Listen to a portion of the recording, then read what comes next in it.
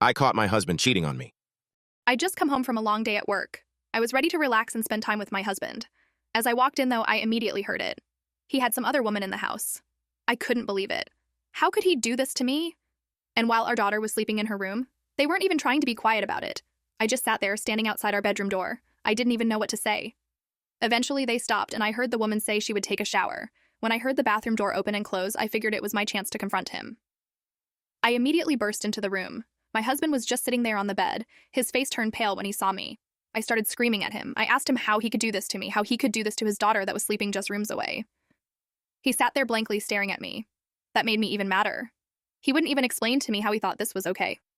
I told him I was taking our daughter and leaving. That seemed to jolt the life back into him. He instantly jumped up and told me to wait.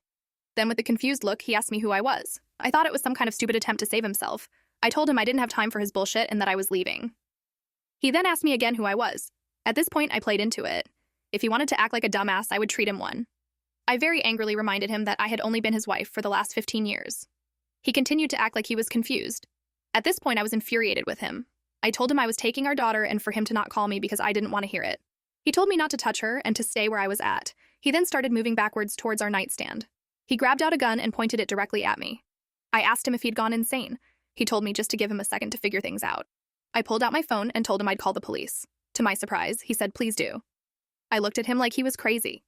As I dialed 911, we both kept our eyes locked on each other. Then I heard the shower stop.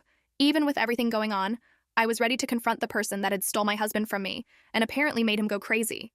As the bathroom door opened and the steam cleared, I got a good look at her. The moment I saw her face, I froze in horror. The woman was a direct replica of me.